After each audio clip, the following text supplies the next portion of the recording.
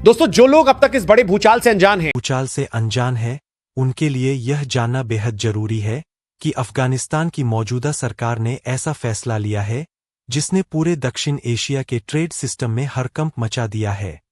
अफगानिस्तान ने पाकिस्तान से आने वाली सभी फार्मास्यूटिकल दवाइयों पर पूरी तरह से रोक लगाने का ऐलान कर दिया है।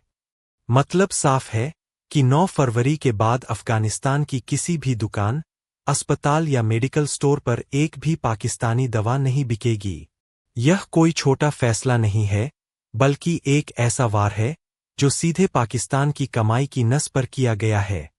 अफगान सरकार का कहना है कि पाकिस्तान लगातार बॉर्डर पर अड़चनें पैदा कर रहा है, जरूरी सामानों की सप्लाई रोक रहा है और आम अफगान जनता को संकट में धकेल रहा है।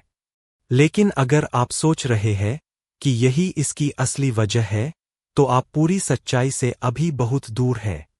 असल खेल पर्दे के पीछे कहीं ज्यादा बड़ा और खतरनाक है। सच्चाई यह है कि अफगानिस्तान ने पाकिस्तान से दूरी बनाते हुए पहले ही एक नया रास्ता खोल दिया था, और वह रास्ता खुलता है सीधे भारत की तरफ। बढ़ते बॉर्डर तनाव के बीच अफगानिस्तान करीब $200 मिलियन यानी लगभग 1600 करोड़ रुपए के फार्मा इंपोर्ट के लिए भारत के दरवाजे खोल चुका है। यानी पाकिस्तान पर पूरी तरह से निर्भर रहने वाला अफगानिस्तान अब अपनी दवा की जरूरतें भारत से पूरी करने की तैयारी कर चुका है। यह फैसला पाकिस्तान के लिए किसी आर्थिक झटके से कम नहीं है, क्योंकि अब तक अफगानिस्तान उसकी फार्मा इंडस्ट्री का सबसे बड़ा और लगभग इकलौता ग्राहक रहा है। अगर पीछे मुड़कर देखें तो पाकिस्तान सालों से अफगानिस्तान को दवाइयों की सप्लाई करता आया है।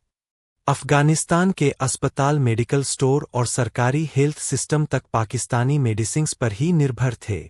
लेकिन बीते कुछ महीनों में दोनों देशों के रिश्तान की नाम दो बड़ी दो और इस बार शो में ऐसी दरार पड़ी कि भरोसे की पूरी इमारत ही ढह गई।